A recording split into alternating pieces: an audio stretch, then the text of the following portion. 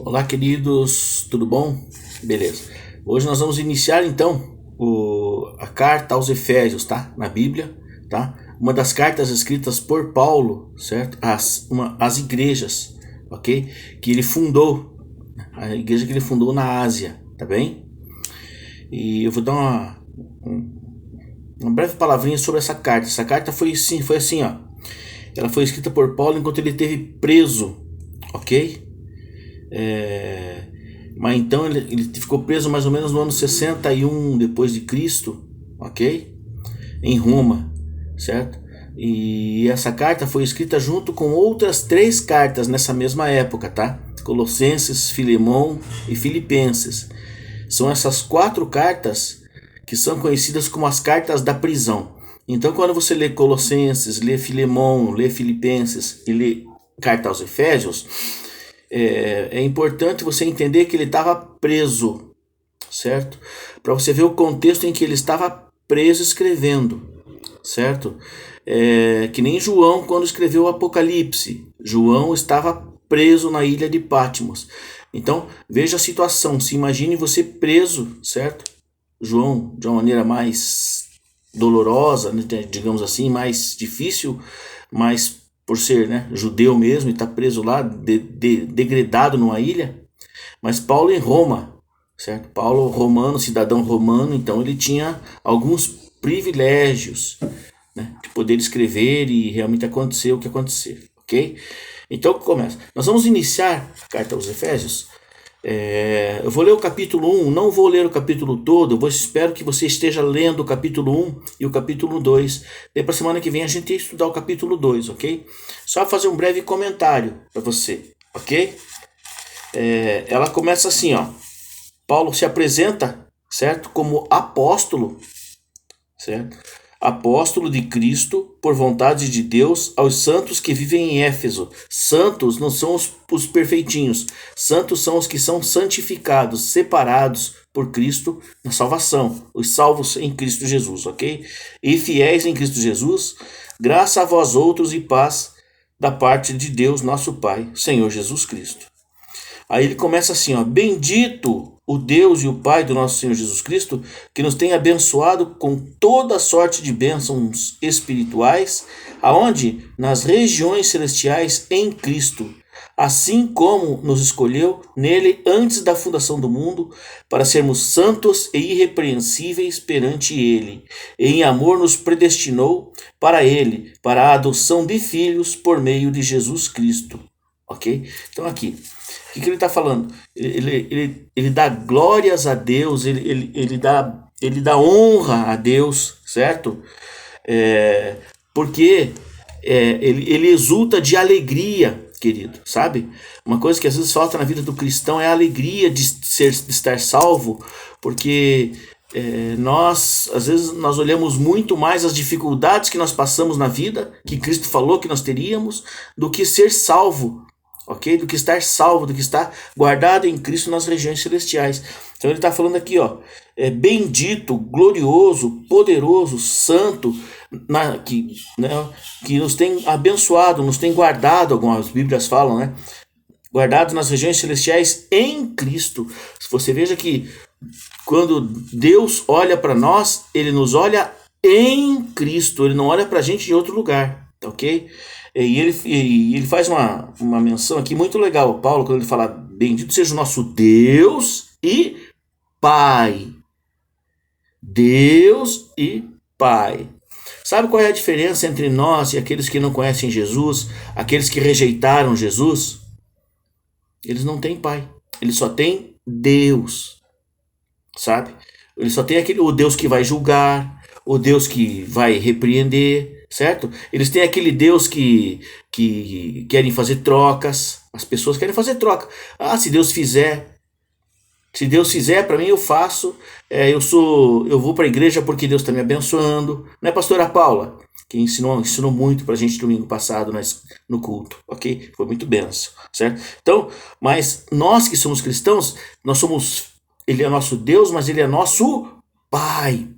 Então, para Deus é impossível, para aqueles que não conhecem Jesus, se achegarem a Deus. É impossível, querido, é impossível.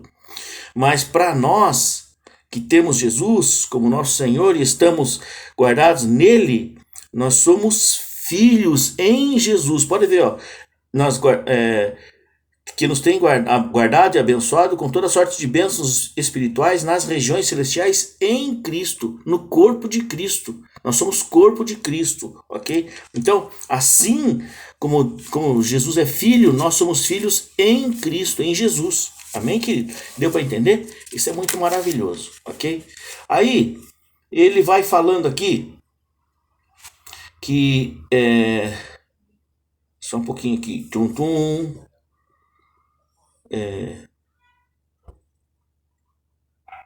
Que Deus, no versículo 8, que Deus derramou abundantemente sobre nós em toda sabedoria e prudência, desvendando-nos o ministério da sua vontade, segundo o benefício que propuseram em Cristo. Quer dizer, Deus revelou essa salvação a nós, certo? Revelou lá com Paulo ali, uns 50, 60 anos antes, em Cristo Jesus, certo?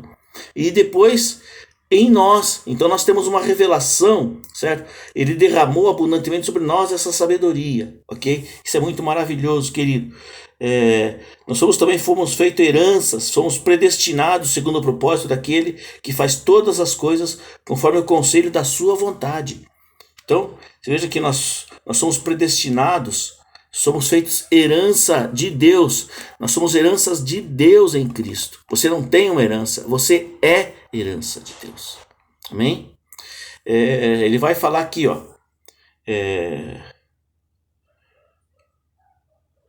Por isso, lá no 15, ele fala: por isso eu também, tendo ouvido a fé, olha que coisa importante, que há entre vós no Senhor Jesus e o amor para com todos os santos, não cesso de dar graças por vocês, fazendo menção de vocês nas minhas orações, para que o Deus do nosso Senhor Jesus Cristo, o Pai da glória, certo? O Pai da glória, nosso Pai, vos conceda espírito de sabedoria e de revelação no pleno conhecimento dele, iluminando os vossos olhos, os olhos do vosso coração, para saberes qual é a esperança do seu chamamento, qual a riqueza da glória da sua herança nos santos, e qual a suprema grandeza do seu poder para com os que creem, segundo a eficácia da força do seu poder, o qual exerceu ele em Cristo, ressuscitando dentre os mortos e fazendo sentar-se à sua direita nos lugares celestiais, acima de todo principado, potestade, poder, domínio e todo nome que se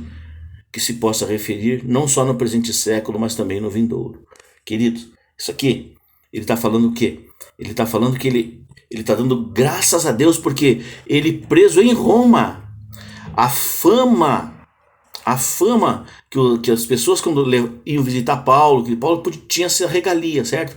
Ele era visitado, ele podia, né, receber essas visitas, e as pessoas iam lá e contavam da igreja de Éfeso. Contavam dos irmãos que estavam lá, daqueles que doavam, daqueles que oravam, daqueles que pregavam, daqueles que não falhavam no culto, aqueles que ajudavam na obra, aqueles que investiam, certo? Aqueles que abriam as suas portas para receber os cristãos, que abriam as portas para estudarem a palavra nas suas casas. É isso que ele está falando aqui. A igreja crescia. O corpo de Cristo crescia, já que você é corpo, eu sou também.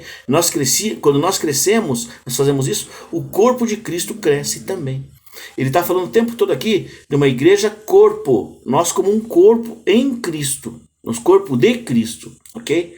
Então, nós não somos obras do acaso. Ele está dizendo aqui, né? Você veja que ele nos criou nas regiões celestiais, voltando um pouquinho ali para a gente encerrar o assunto. Então, nós cremos que o Senhor nos criou, cada um de nós, com um propósito específico e objetivo comum. É glória dele, certo?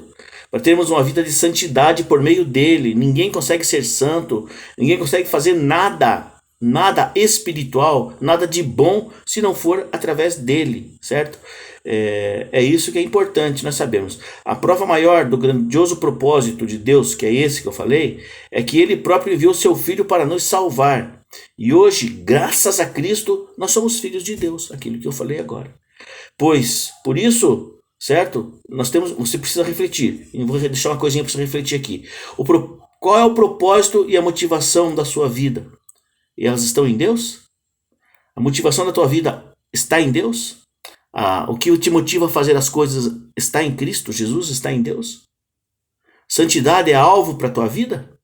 Você tem alvo de ser santo, de não pecar, de andar em santidade, de andar no conhecimento de Deus? Porque sabe, querido, a santidade, eu tenho entendido nesses últimos dias aí, santidade, andar em santidade não é deixar o pecado, deixar de pecar, certo? É conhecer o Senhor Jesus, conhecer mais, e naturalmente essas coisas vão sendo deixadas de lado, porque é uma troca de lugar. Você confessa, o Senhor conhece você, e você começa a meditar e comparar o que você faz, certo? O propósito, o alvo da tua vida vai sendo trocado por Cristo Jesus, certo? Pelo conhecimento de Cristo. Cara, e quando a gente vai buscando o Senhor Jesus, conhecer Jesus, a gente vai aprendendo e quer mais, e tem mais sede, e que essa sede possa ser a tua, porque Ele é água, por isso que você tem que ter sede, buscar, ok? A gente tem que aprender a reconhecer os nossos erros e buscar o perdão de Deus. Beleza, querido? Essa é a palavra do capítulo 1. E tem muito mais, mas a gente tem que ser mais breve aqui, o mais breve possível, tá bem? E eu quero deixar para você ler, meditar, pensar um pouquinho nisso. Medita nisso, né? Qual é o propósito, né? Santidade é alvo na tua vida? Você reconhece seus erros e busca o perdão de Deus? Tá tudo aqui nesse capítulo 1. Você adora a Deus pelo privilégio de ser chamado filho do Supremo Deus? Você adora a Deus por causa disso? Eu adoro a Deus por ser filho, por ser chamado de filho de Deus? Olha só, a gente anda preocupado, correndo e de cara feia. Por isso que é difícil até das pessoas crerem num Deus verdadeiro, num Deus de alegria, do gozo completo, da perfeição, um Deus que nos ama. Nós somos os filhos de cara feia, de cara triste, desanimados, né? Filhos pidões. Não somos filhos que estamos ali satisfeitos com o que Deus tem feito em nossa vida, satisfeitos com o Pai que nós temos. É Ele e Ele nos basta. Amém, querido? Deus te abençoe. Fica na paz. Tchau. Até semana que vem.